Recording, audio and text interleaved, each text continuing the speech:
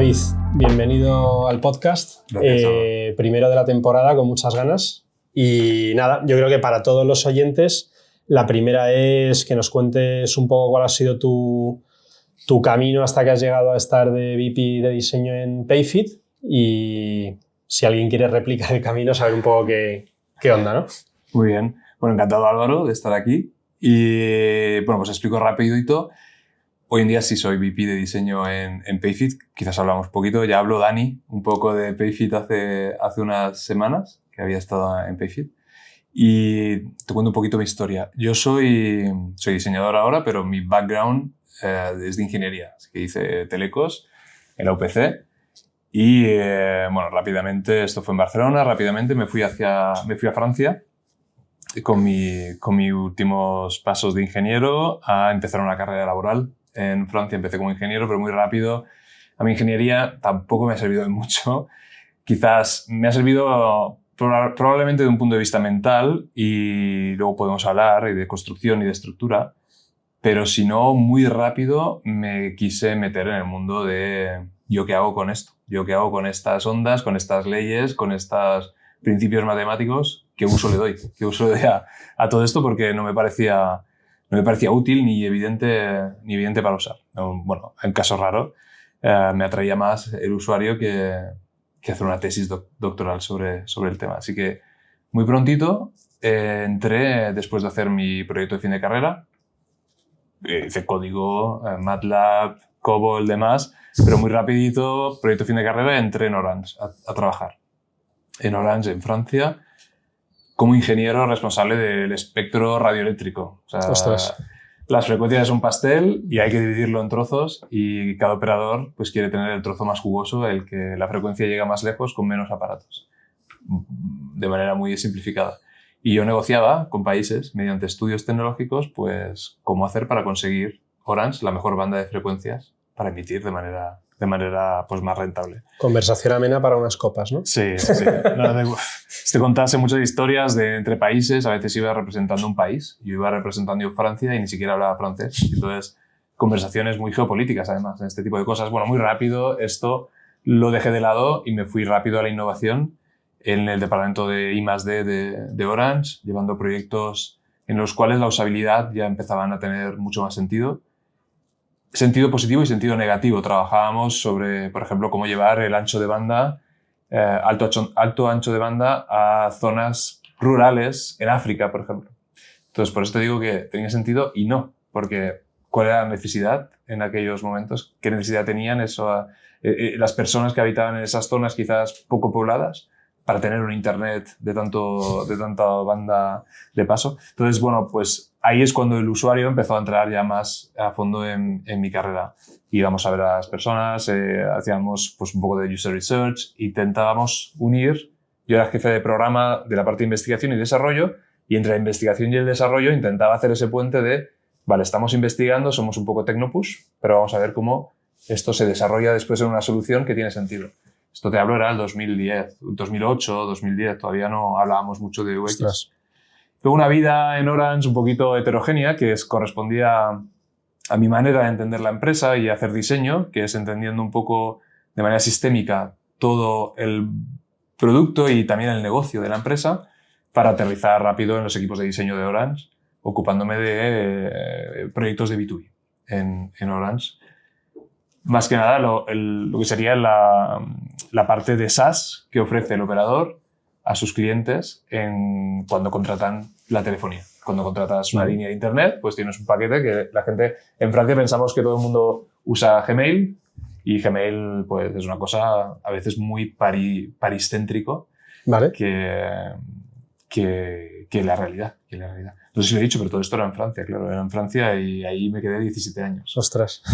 Entonces, poco a poco en Orange, pues liderando equipos de diseño para el B2B, y después un gran proyecto en Orange que fue el lanzamiento de Orange Bank, que también salió en España. Hubo equipos en España de Orange Bank, ahora se ha cerrado, desgraciadamente, pero el producto era un producto genial. En España funcionó muy bien y hicieron un trabajazo. Pues yo fundé el equipo de diseño de experiencias de Orange Bank desde cero. Empezamos de cero, hicimos una scale-up dentro de Orange de 0 a 20 y pico diseñadores y en gente de 15 que éramos al principio a unos 900. ¿Cuánto tiempo estuviste en Orange en total? En total en Orange estuve 13 años. Ah, vale. Digo, es que te ha dado para varias vidas profesionales. He resumido porque si no nos pasamos aquí hablando de Orange todo el rato, pero sí, en Orange pues hice esa evolución de ingeniero a diseñador. Orange, esas grandes empresas como Orange, que a veces tú que has creado una startup o yo que trabajo ahora en un scale-up, a veces renunciamos un poco o decimos que este tipo de empresas no pueden aportar. Este tipo de empresas son escuelas increíbles, que si tú trabajas y haces bien tu trabajo y tienes ganas de avanzar, te van a llevar y acompañar hasta el final. Entonces yo me hice diseñador en Orange y pasé de ser ingeniero a ser diseñador y a darme la responsabilidad de diseñar la experiencia desde cero de una nueva vertical de producto, como era una vertical bancaria dentro de una empresa de telecomunicaciones, que era una novedad, casi no mundial, pero en Europa no había casos. Entonces, un gran proyecto, un proyecto de transformación brutal en la proposición de valor. Y después salí de Orange. Después de 13 años en Orange me fui a la SNCF. La SNCF es la Renfe francesa, que si habéis estado en Francia, pues habéis usado la SNCF. O sea, por narices, ¿no? Prácticamente por narices se ha usado la SNCF. Y ahí pues inicié también liderado por diseño y liderado por producto.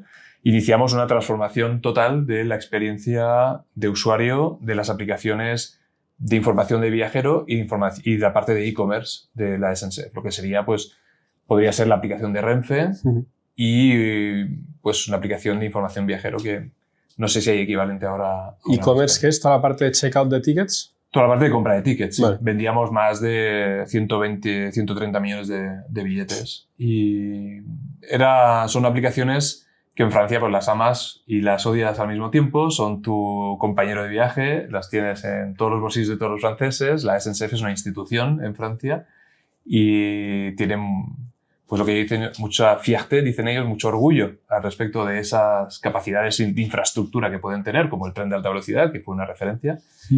Y entonces, pues hacer una transformación de la parte de experiencia, la marca la cambiamos también, pues, elementos técnicos, nuevos frameworks de desarrollo. Hicimos una transformación total de la experiencia de la empresa y un gran proyecto también, en pleno COVID. O sea, cuando la gente no se movía, nosotros definíamos cómo iba a ser la movilidad de mañana. Y eso, claro, tuvo que ser un reto interesante teniendo que validar cómo se mueve la gente cuando nadie se mueve, ¿no? Para luego sacarlo y de repente llevarte un poco la bofetada de... Teníamos muchos datos porque este proyecto era el proyecto de fusionar esas dos grandes aplicaciones, que una era la parte de e-commerce y la otra era la parte de información al viajero y la corta distancia.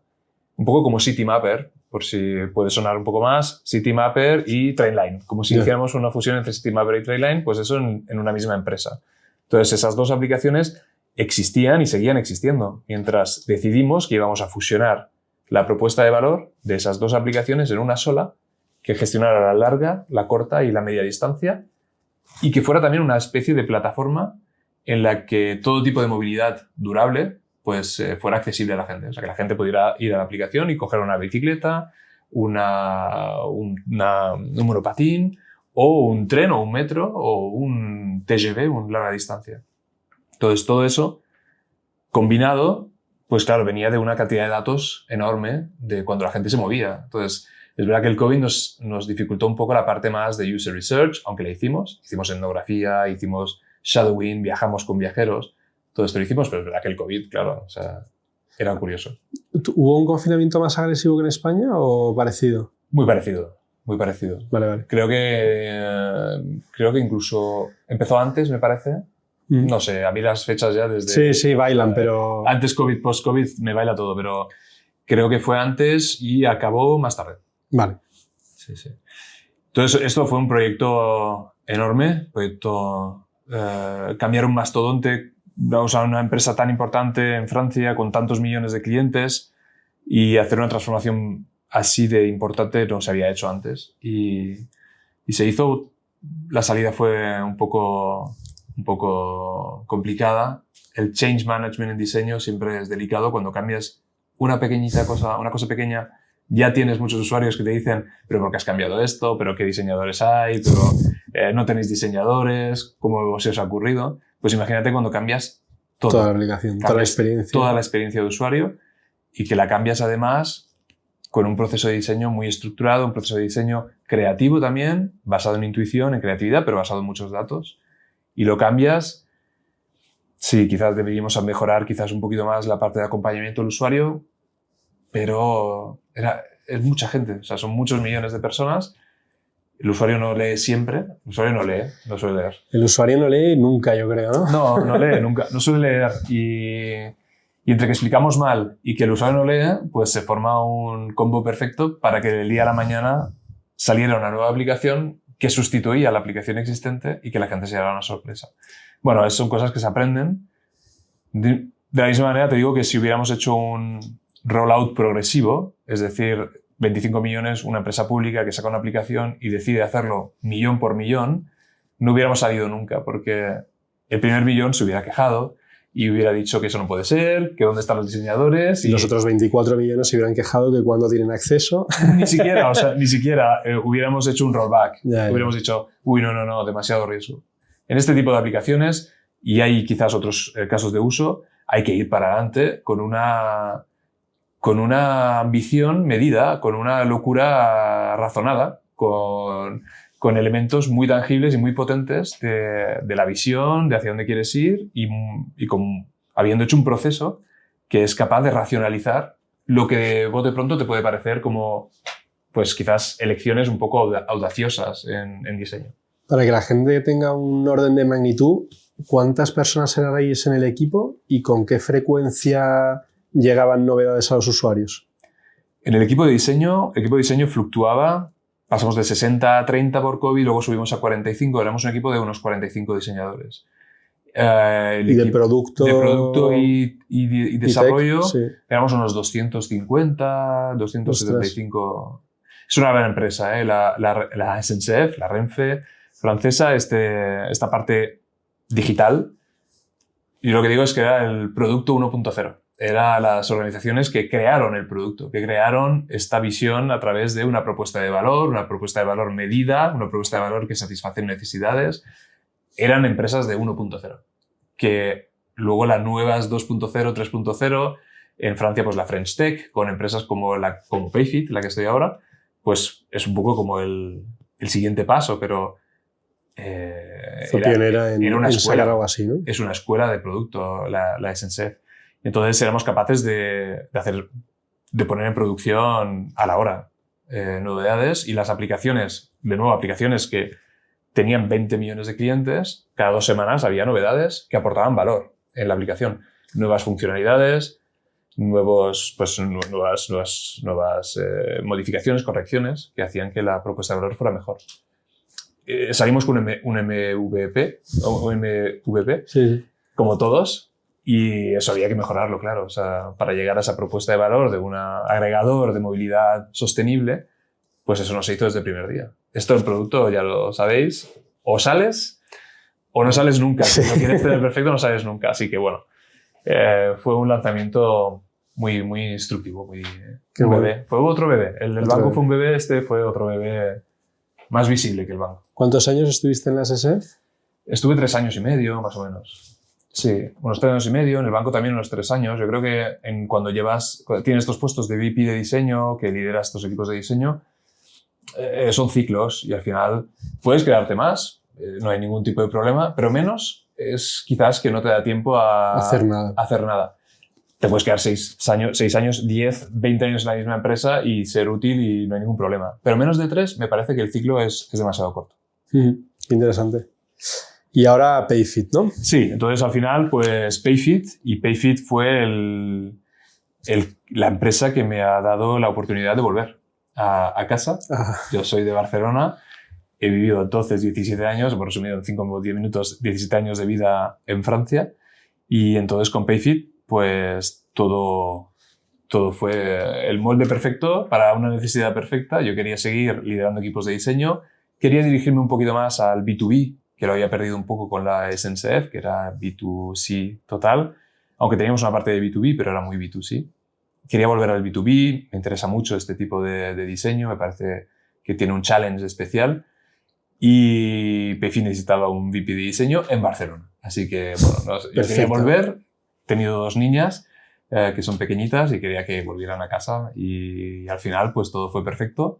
Sigo trabajando en una empresa francesa, lo cual tiene un punto para mí importante de valor. No quiere decir que mañana ya no lo sea, pero para hacer el cambio era interesante tener todavía ese pie en Francia, como lo tengo ahora, y volver a Barcelona. Entonces sí, ahora estoy en Payfit, empresa que se encarga de automatizar la nómina en 3 países, en UK, en España y en Francia. Y es la nómina por la tech. O sea, cómo hacemos, gracias a la tecnología, esa automatización, y simplificamos al máximo la nómina para la gente que no tiene idea de nóminas. Entonces, bueno, es otro nivel de diseño, es otro nivel de impacto, pero muy interesante también. Tendrá el reto y el beneficio, ¿no?, de que por estar más desconectado de la nómina podrá ser más objetivo, ¿no?, versus ser un diseñador en una empresa de transporte público, ¿no?, que siempre puedes como empatizar más con el usuario y caer ahí en sesgos, ¿no? Sí, está claro. De hecho, yo como liderando equipos de diseño he cambiado siempre prácticamente de sector. Yo cuando estaba en telco, ahí sí que yo era un poco más experto telco por mi pasado, claro, mi background, pero me puse a trabajar en banco. No tenía ni idea de cómo funcionaban los sistemas bancarios, ni era más que un usuario, no había ido más allá que un simple usuario. La movilidad, pues también, más que un simple usuario, no había ido más allá. Y recursos humanos y nómina, pues todavía menos. Y efectivamente, la parte de banco, o incluso, y sobre todo en la parte de movilidad, pues tienes ese sesgo de, como diseñador, de pensar que tus experiencias vividas son extrapolables al resto de la población. Y un sesgo todavía peor cuando esto lo estás viviendo desde tu casa en París, que no tiene nada que ver con la movilidad que tienen en Clermont-Ferrand, o que tienen en Marseille, o que tienen en otras regiones de Francia. Claro. O en regiones incluso que no están suficientemente bien comunicadas. Entonces, hay un sesgo enorme y esto los equipos lo tienen que trabajar. En Payfit el sesgo existe menos. No existe tanto ese sesgo de experiencia propia. Existen otro tipo de sesgos y como a veces en el B2B tenemos poco acceso a clientes, en el momento en el que tienes acceso a un cliente y que te dice alguna cosa, ya tienes ese sesgo de decir, hay que cambiarlo todo porque este cliente me ha dicho que le gustaría ponerlo de esa manera. Bueno, son sesgos diferentes, hay sesgos de confirmación, Los diseñadores estamos constantemente enfrentados a los sesgos, y no solo los diseñadores, los product managers, los ingenieros, los de marketing, todo el mundo está los de ventas, ¿no? Los de ventas. Si metéis esta feature, compro. Todos. Algunos los manipulan los sesgos y otros los sufrimos sin darnos cuenta.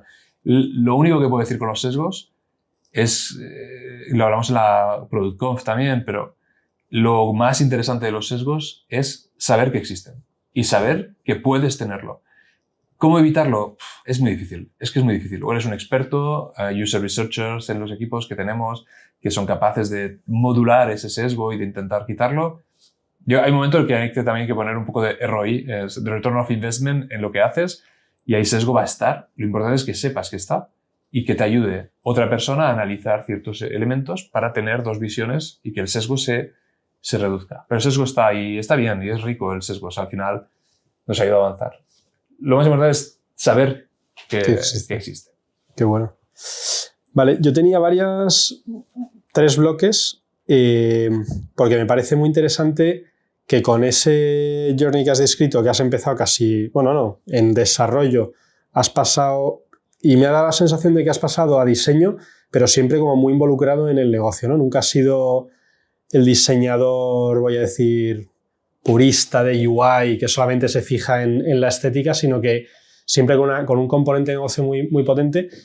Creo que va a ser muy interesante la conversación de cómo PMs y diseñadores pueden trabajar mejor, ¿no? Y también poniendo en valor un poco que siempre o los últimos años tu experiencia más importante ha sido gestionando un equipo de diseñadores, ¿no? Que seguro que habrá habido fricciones con equipos de producto, Sí. fricciones con equipos de desarrollo, ¿no? Entonces, la primera era, o sea, ¿qué podemos hacer los PMs en el día a día para empatizar más con el trabajo de diseñador, ¿no? O para poder tener un trabajo más fluido con el equipo de diseño? Es verdad que muchas veces hay esta especie de batalla, o siempre vemos... Brian Chesky habló y dijo, no hace falta más product managers, y los diseñadores que estaban en la sala del Figma de la config, todo el mundo, no hace falta más product managers. Hay como una especie de guerra absurda, y que depende claramente de las personas y depende claramente del contexto de cada empresa. Pero es verdad que existe esta especie de guerra absurda entre los dos, y que creo que además, digo que es absurda, pero al mismo tiempo me parece necesaria, porque hay una confluencia de perfil y hay una confluencia de perímetro de actuación, si lo puedo decir así. No sé si sería correcto, pero hay zonas en las que se cruzan. Y está bien así. Y eso tiene que entenderse, y tiene que entenderse de las dos partes. Entonces, no solamente es cómo el product manager tiene que hacer para trabajar con un diseñador, es un diseñador cómo tiene que hacer también para trabajar con un product manager. Ni nosotros somos...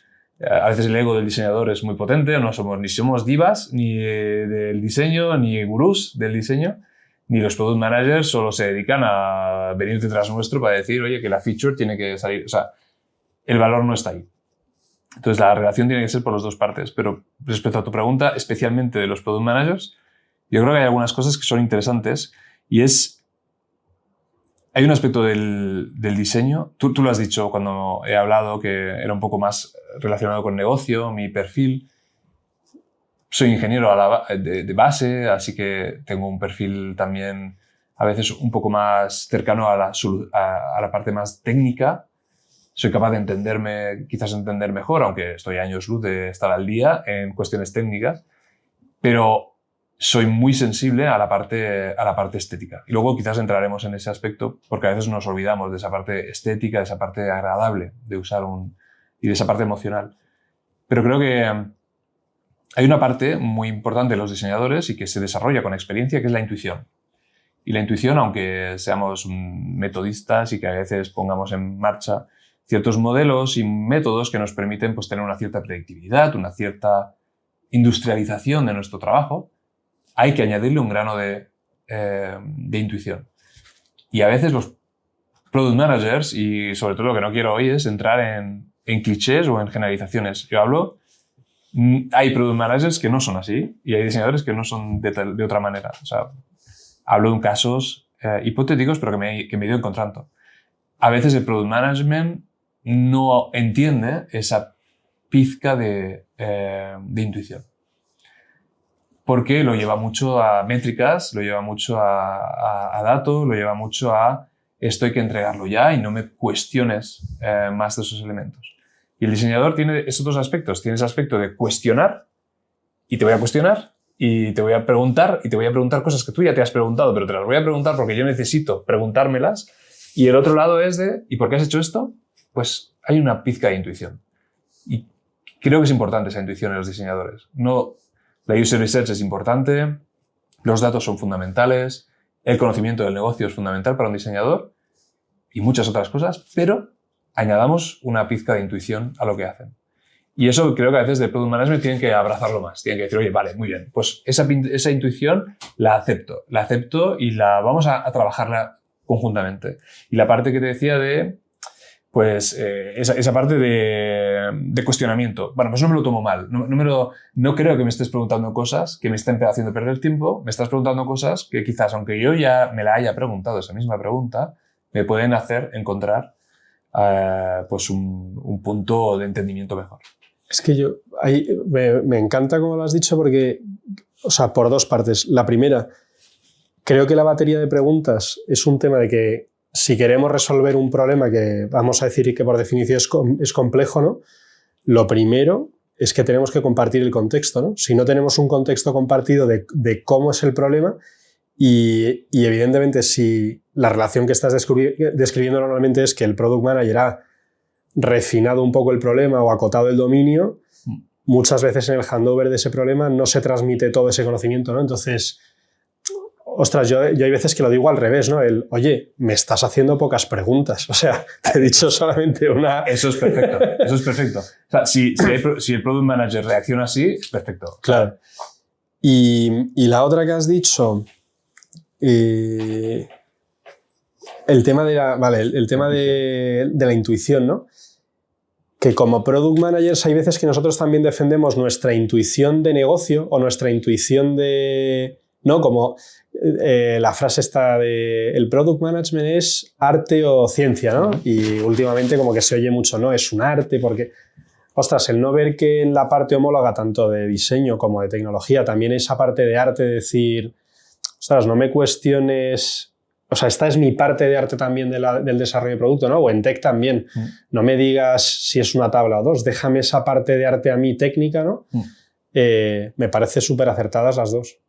Sí, y como has dicho, del otro lado también. O sea, el diseñador tiene que confiar en que su product manager pues, aplique esa parte de intuición, que puede ser una intuición más relacionada con quizás el storytelling de la parte más de go-to-market, la funcionalidad que va bien, el problema a resolver, que todos nos batimos en duelo para definir cuál es el problema que hay que resolver. Y el diseñador dice, no soy yo porque conozco los usuarios, tengo datos, tengo métricas, tengo intuición y el problema a resolver es este. El Product Manager dice, a ver, yo conozco el negocio, conozco la estrategia, conozco la visión, conozco ciertos elementos y yo creo que es este. Bueno, todo el mundo se pelea, pero es verdad que el Product Manager lo esperamos en esa parte de ayúdanos a priorizar y a definir cuál es ese problema y luego trabajemos juntos para ver con pizcas de intuición de todas partes, cómo lo podemos resolver.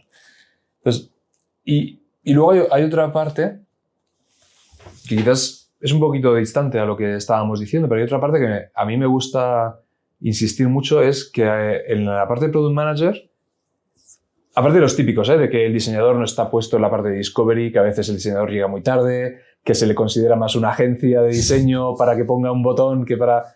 Todo eso lo quito de lado. Entiendo que en la audiencia de tu podcast, creo que culturalmente pues, vemos el diseño como un aporte de valor mucho antes de esta parte final, pero a veces se nos olvida ponerlo en esa parte inicial porque hay que avanzar, porque hay que sacar nuevas features, porque lo que sea, y el diseñador no lo encontramos ahí. Bueno, aparte de esto, que es un clásico, otra cosa que me parece importante es que a veces en producto trabajamos las dependencias entre las diferentes squads, por ejemplo, sobre todo desde un punto de vista tecnológico. Tengo 2 backs o 4 backends y no puedo trabajar 2 user story a la vez porque hay una dependencia del trabajo de uno y otro. Y esto es algo que se trabaja muy bien en producto hoy en día, estas dependencias entre la parte de tech. Y se hacen ceremonias específicas para eso. En cambio, no se tiene en cuenta el mismo proceso, pero en la parte de diseño. Y en la parte de diseño también hay dependencias. Hay dependencias con diferentes momentos del Customer Journey. Hay dependencias con quizás el sistema de diseño. Quizás hay dependencias con una User Research que se estaba haciendo un Discovery que se va a acabar tal día y que me va a alimentar al trabajo de diseño sobre estos elementos. O incluso dependencias en cuanto a carga de gente. Quizás tengo solo un User Research y hay dos Epic, vamos a decir, que son importantes las dos, y que si no se ha contado con el diseño a la hora de hacer la planificación, pueden caer en el mismo momento. Entonces, analizar las dependencias para tu roadmap, para definir la roadmap, no solo tecnológicas, la parte de desarrollo, sino también de la parte de diseño, a mí me parece que sería un avance enorme en esta relación entre los dos. Y vamos, a nosotros nos pasa, lunes tal, y de repente dices, ostras, vamos a ver si sacamos hoy rápido, ¿no? El mock-up rápido porque no habíamos caído, ¿no? Y tienes al equipo de tech perfectamente planificado, ¿no? Y de repente un roto ahí es curioso. Y también porque son tiempos distintos, ¿no? O sea, tú no puedes... A lo mejor sí que puedes tener una cadencia de desarrollo de una semana, pero una cadencia de diseño de una semana hay veces que se queda corto, ¿no? Porque hay procesos que son más largos, procesos de maduración muchas veces, ¿no?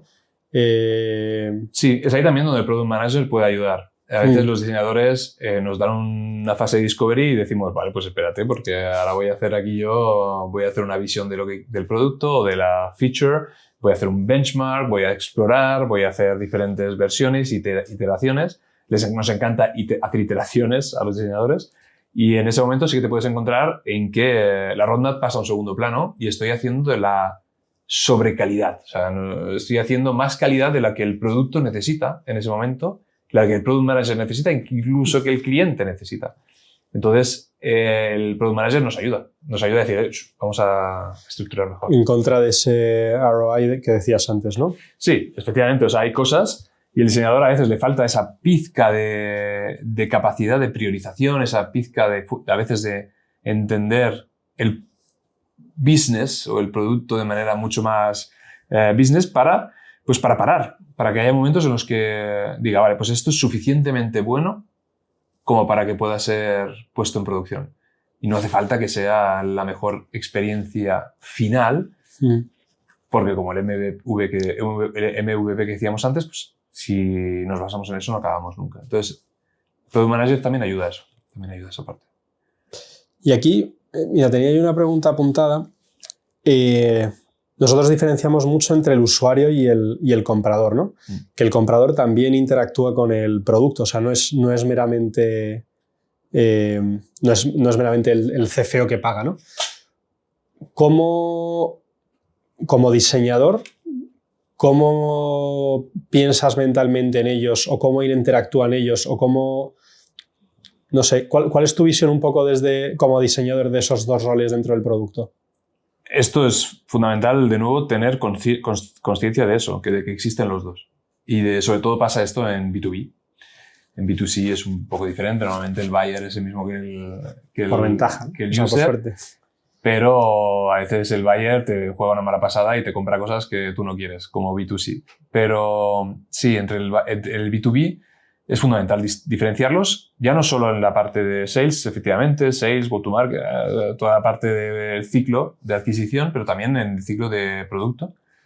Y depende de la talla de la empresa y las capacidades que tengas. Si eres una empresa muy pequeñita y tienes muy pocos recursos, no vas a ponerte a hacer personas de diseño, personas comportamentales, no vas a ponerte a hacer personas buyer persona.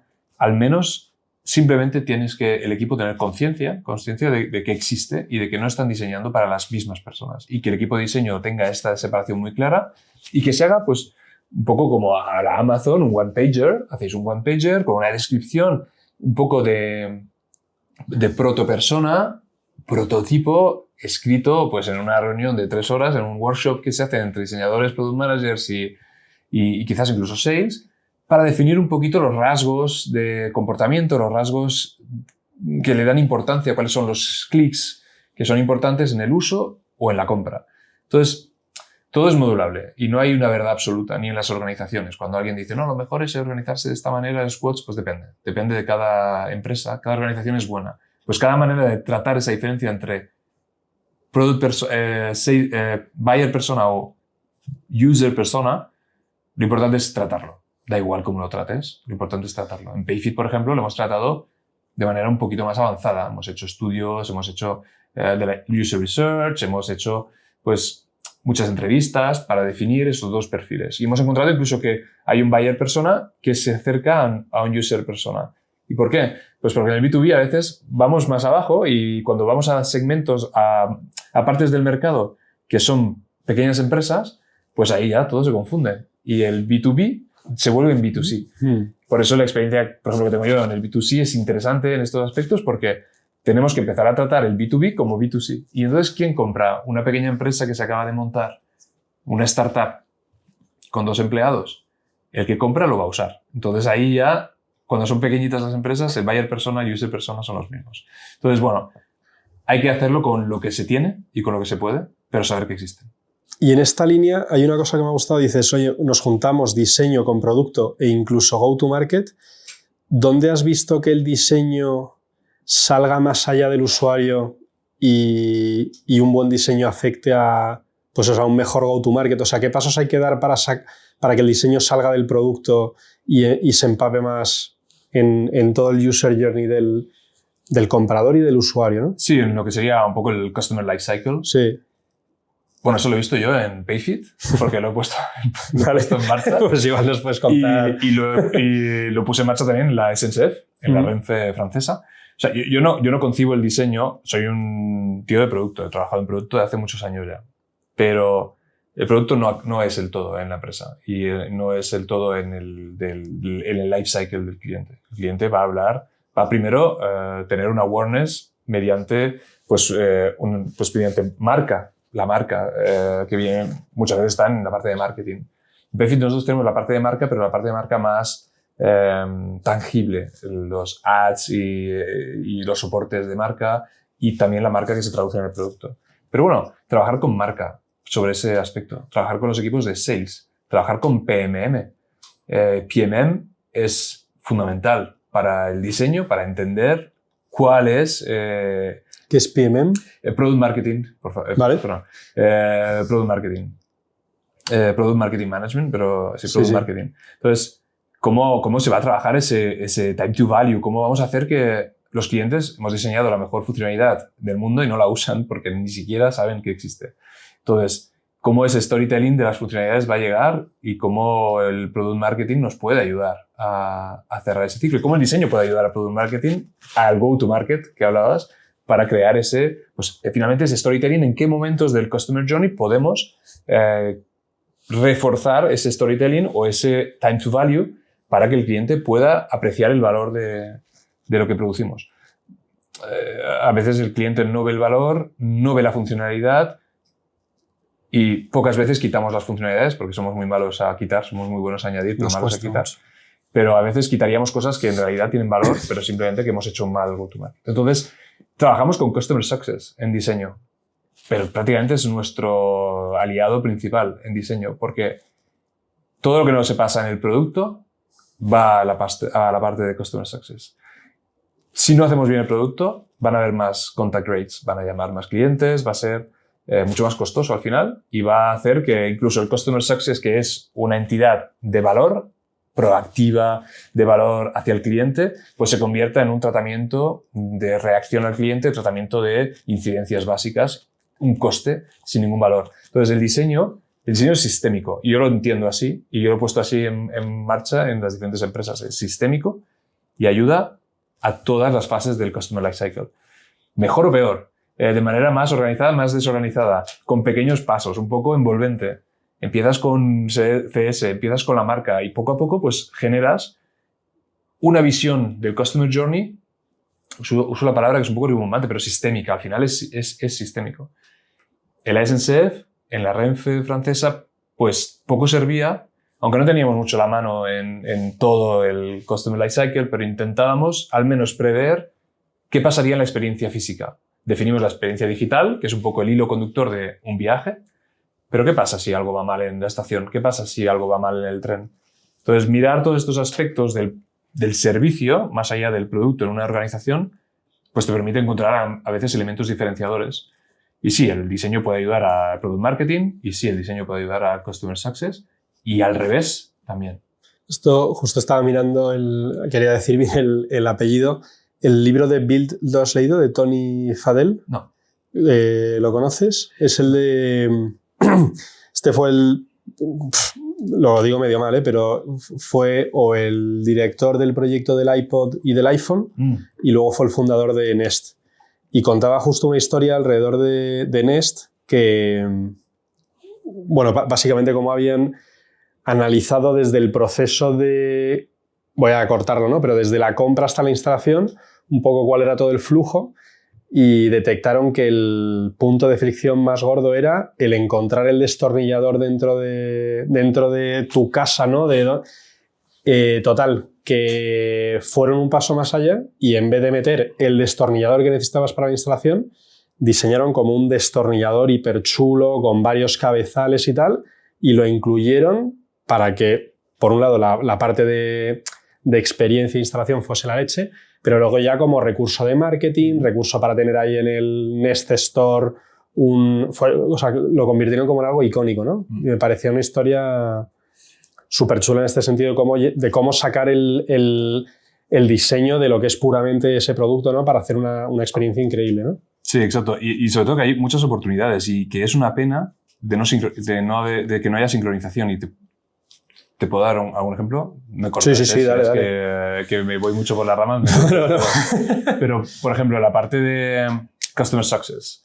En Payfit estamos intentando ver, queremos automatizar al máximo la nómina y queremos que los clientes pues, sean autónomos, pero una autonomía satisfactoria, o sea, una autonomía en la que ellos se sienten bien, no una autonomía que intento llamar a Payfit y que nadie me coge el teléfono, no, una autonomía en la que ellos se sienten bien.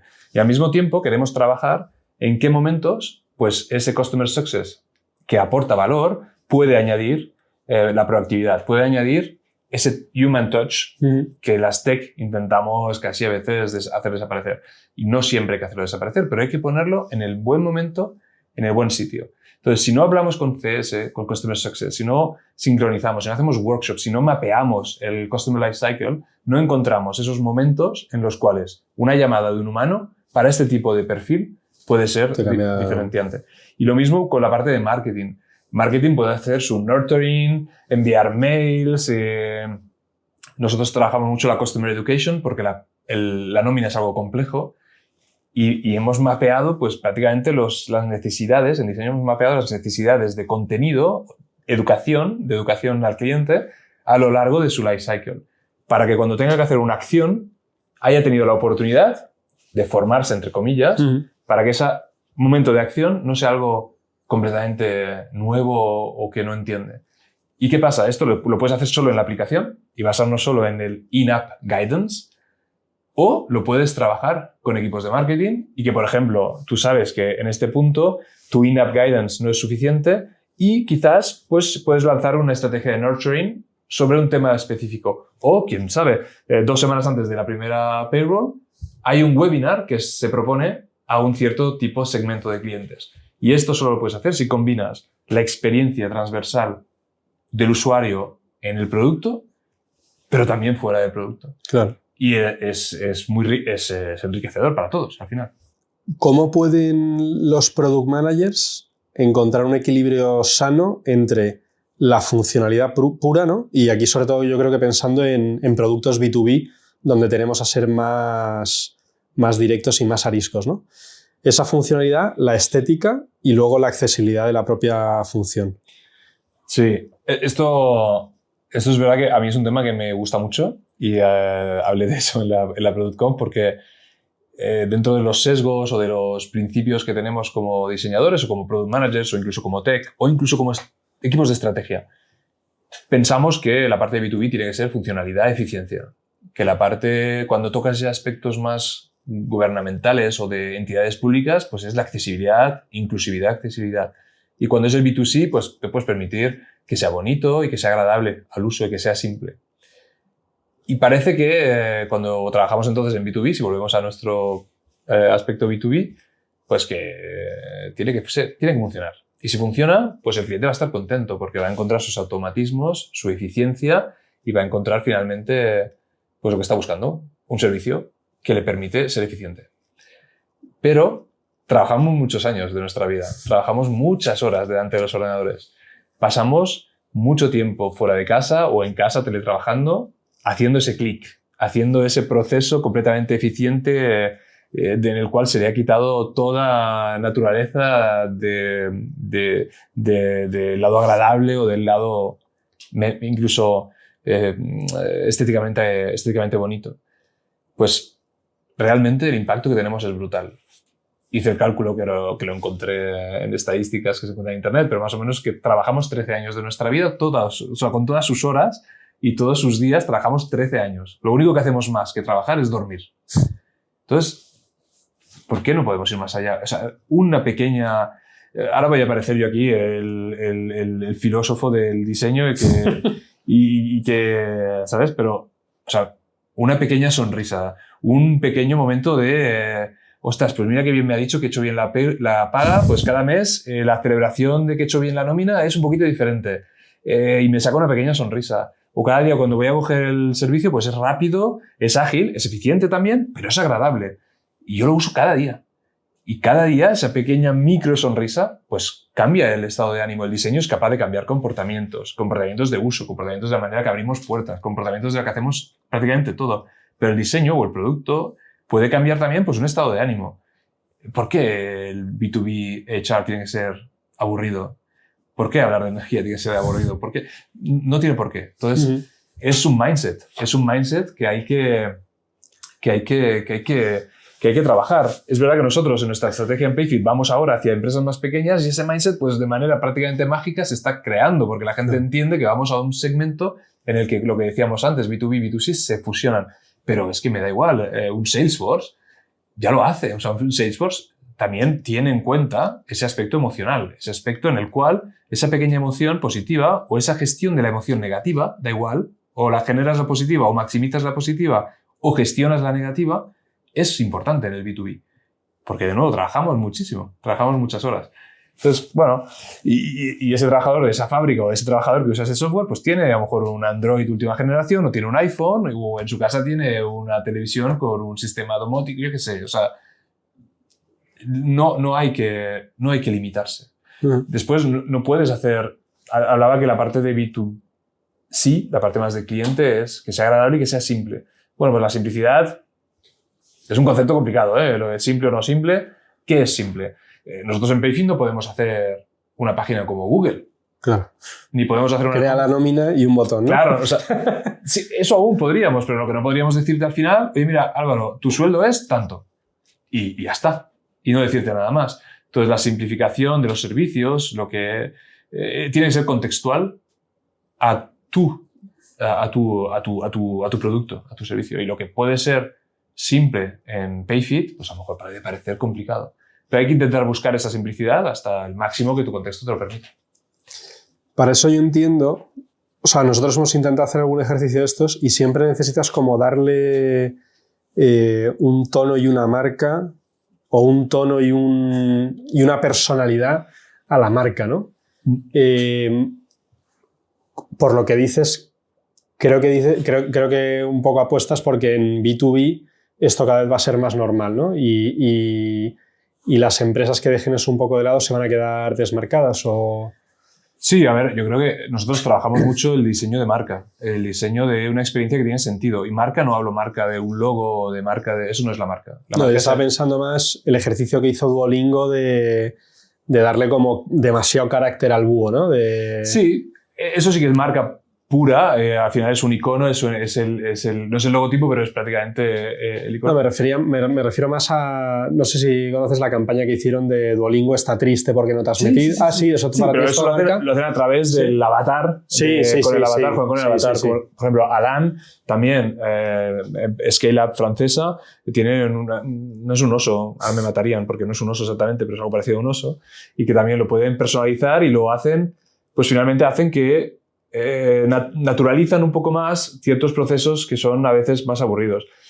Voy a contestarte la pregunta, pero ahora que hablo de Alan, yo sé, porque tengo la mutua de Alan, doy mi tarjeta de mutua de Alan a cuando voy al médico, ven la tarjeta y es una tarjeta B2C total. O sea, sale el muñeco como si fuera el búho de Duolingo y pues la de mi hija tiene un corazón y bueno, quizás estereotipada, pero bueno, es bonita. Sí. Entonces, la persona que está en la recepción de un hospital que ve 400 tarjetas de mutua al día, recibe esa y siempre levanta la vista y dice, ¿qué tarjeta más bonita? ¿Qué tarjeta más bonita? ¿Pero esto de dónde es? Ya. Y ese momento, la persona ya recibe un momento de pequeña alegría, no voy a cambiar su vida por eso, pero bueno, tiene una pequeña alegría y envía una imagen de marca mucho más distendida, positiva, y no deja de ser profesional y eficaz. Entonces sí, la marca es fundamental. A veces puede ser un avatar o a veces puede ser la traducción de pues, una misión, de una visión, de la traducción de una personalidad de la marca dentro del producto. Entonces, los equipos de brand design que tenemos en el equipo de diseño también se encargan de eso. A través del sistema de diseño y a través del producto, intentamos que el storytelling de esa marca sea completo y que si tenemos una plataforma de marca, una personalidad en la parte más de adquisición, que también se encuentre en la parte de producto. Entonces, bueno, sí, eso se trabaja con marca, se trabaja con diseño, se trabaja con messaging, se trabaja con comunicación. Y bueno, hay gente que lo hace muy bien. El ejemplo de Alan es un ejemplo realmente yo creo que bastante bueno de cómo pues, una pequeña tarjeta de mutua puede sacar una sonrisa. Comentabas antes que la accesibilidad va a darle un vuelco a cómo planteamos el producto en muchas situaciones. ¿Qué mensaje le lanzarías a los product managers que nos estén escuchando ahora para que estén más preparados? Sí, a veces la accesibilidad intentamos racionalizarla o priorizarla como el resto de cosas. Es decir, cuál es el return of investment también de ser accesibles. ¿Cuántos clientes tenemos que no pueden usar la aplicación porque no es accesible? Un 0,5%. Entonces, esto no es prioritario. Bueno, la accesibilidad no se puede medir así. No se puede medir de manera cifrada a nivel de negocio cortoplacista ni a nivel de usuarios que la usan. La accesibilidad tiene que ser una imposición, tiene que ser un derecho. En Payfit no somos perfectos, queremos trabajar en eso, es difícil. En Scale-Ups pues hemos crecido mucho en poco tiempo y no somos perfectos, pero lo tenemos ya en la mente y estamos empezando a pensar cómo poder atacar ese tema de manera más seria. A veces, como diseño, o sea, el sistema de diseño que estamos creando es accesible por defecto. Ciertos elementos los puedes trabajar poco a poco por defecto, de manera que la bola de nieve se haga más grande sin un esfuerzo realmente potente. Pero es que, por derecho, o sea, ¿cómo podemos, nosotros o cualquier otro, la gente que tiene algún tipo de dificultad, tiene que poder trabajar? Es un tema de inclusión social, es un tema que va más allá de cuánto dinero me aporta el poder hacerlo accesible. Y aparte de ese punto de vista de responsabilidad social de empresa o corporate, está el punto de vista legal. Dentro de poco nos van a exigir a todos, desde la Comisión Europea, que seamos accesibles. Van a empezar con la parte más e-commerce. La parte pública, cuando estaba en la SNCF, ya teníamos la obligación. Los públicos tienen la obligación. Pero la parte e-commerce, pues dentro de poco, vas a tener que ser accesible. Entonces, lo antes te pongas en ese mood de accesibilidad, pues mejor para ti, mejor para poder hacer las cosas poco a poco, sin dolor, pero que te van a llevar a ese final. Bueno, es que hay una cosa que te estoy oyendo un poco entre líneas y es que yo creo que a la hora de diseñar algo desde cero, hacerlo accesible casi que te cuesta cero, ¿no? O sea, el buscar unos colores que tengan unos contrastes accesibles o elegir una paleta que no genere problemas, ¿no? Cuando no tienes nada, no hay problema. E irlo incorporando poco a poco de la misma forma no debería suponer un dolor, ¿no? Entonces... Exactamente. Lo que pasa es que una accesibilidad puede cambiar tu interfaz. Nosotros teníamos en la SNCF, pues a veces tienes algún tipo de scroll horizontal, algún tipo de swipe para poder hacer algunas interacciones. Esas interacciones, si haces que tu aplicación sea accesible también, las tienes que acompañar con otros elementos visuales que puedan permitir hacer esa misma acción. Entonces es aquí donde ese equilibrio entre eficiencia, estética y accesibilidad, pues va a haber momentos en los que va a ganar la accesibilidad. Y accesibilidad over aesthetics and over efficiency. Porque hay momentos en los que la accesibilidad te va a imponer elementos que vas a decir, esto es menos inmersivo, o no es exactamente lo que yo quería porque tengo que hacerlo accesible. Pero, de nuevo, o sea, aparte de una obligación legal, es una responsabilidad de todos como diseñadores de tener en cuenta esos aspectos de accesibilidad. Y para acabar, hay miles de maneras de tenerlo en cuenta. Por defecto, poco a poco, eso es una. Y otras maneras de sensibilizar, en la SNCF teníamos una persona con deficiencia visual que venía cada semana y que se sentaba con el equipo de diseño y trabajaba con nosotros y hacía test siempre de todo lo que hacíamos. En el equipo de diseño también teníamos una persona que era el diseñador responsable de la accesibilidad y tenía un binomio en la parte de tecnología, en la parte de desarrollo, y había el desarrollador responsable de accesibilidad. Hay muchas maneras de poco a poco organizarse para aumentar la sensibilización y organizarse pues para tener en cuenta estos aspectos. Entonces, bueno, invito a que globalmente empecemos a pensar todos colectivamente y que nos ayudemos entre todos porque es un tema complicado. ¿Qué 3 consejos le darías a los product managers que nos están oyendo para cerrar, para poder integrar el diseño de forma más efectiva en sus productos?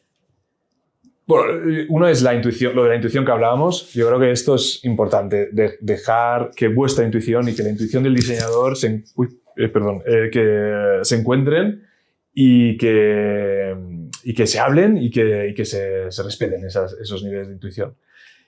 Después también les diría que no tengan miedo a diseñar. O sea, que no tengan miedo. El diseño no es una cosa solo de diseñadores. Es verdad que el diseño final sí, pero el diseño del sentido de qué elementos empiezan a tener respuesta a un problema, lo pueden también empezar a hacer los product managers. Pueden intentar, pues... Yo sé que lo hacen además, pero a veces a los diseñadores no les gusta, pero incluso materializarlo de manera visual. Hacer un wireframe es explicitar de manera visual lo que tienen en la cabeza, esto es algo que tienen que hacerlo y pueden hacerlo. A mí me encanta que recientemente, sobre todo con el equipo, ¿no? Me gusta mucho la dinámica de les dibujo, digo, oye, sé que no debería ir directamente a cómo se dibuja, ¿no? Pero mira, esto es en lo que estoy pensando, ¿no? Y en vez de la sensación que dices tú de, no dibujes, no coges... La pregunta es, ¿y por qué has puesto el botón ahí, no? Sí. ¿Y por qué has hecho...? Y entonces, a raíz de eso, digo, no, pues porque yo me estoy imaginando que lo que quiero es que el usuario tal. Y entonces dicen, pues el botón se va a tomar por culo, pero ya te he pillado lo que estás intentando hacer, ¿no? Exacto, no hay manera más eficaz de entender lo que quieres que si trabajamos sobre algo que es un poco más tangible, porque los dos tenemos una referencia clara y podemos iterar a partir de ahí.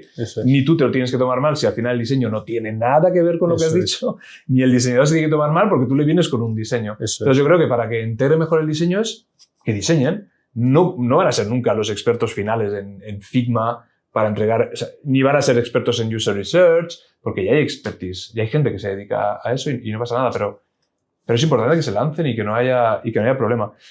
Y luego, pues, yo diría que la comunicación, realmente todos los problemas que hay en Triforce o Tetraforce o Pentaforce ahora con data, IP y product marketing, diseño, tech y product management, todo es un problema de comunicación. Entonces el diseño se va a mejorar para el product manager y para la empresa si entre todos se mejora la comunicación. Es un poco de perogrullo, pero creo que a veces lo olvidamos y realmente es la fuente de muchos de nuestros problemas. Tenemos la buena gente, tenemos los equipos increíbles y lo que falla a veces es la comunicación. Pues no se me ocurre un mejor mensaje para cerrar. David, ha sido una pasada, la verdad. Yo me lo he pasado súper bien. Me he pasado muy bien. Se ha pasado el tiempo volando. No, mucho, pero... Y nada, para todos los que nos estáis escuchando, pues muchas gracias por retomarnos este año. Como sabéis, seguimos en Spotify, en Apple Podcast y en YouTube. Y última pregunta, ¿a quién crees que deberíamos traer al podcast de invitado? Ostras. Esta era sorpresa. No lo sé, pero yo traería a alguien de Product Marketing. Mira, qué buena. Sí, alguien de Product Marketing. No sé quién, la verdad, en España tengo que mejorar mi red de contactos en España, pero no sé quién, pero alguien de Product Marketing que explique un poco más la función y que la democratice un poco más. Qué buena. Pues si alguien trabaja en Product Marketing, por favor que me escriba y le traeremos por aquí. Perfecto. David, mil gracias. Gracias a ti. Hasta luego. Hasta luego.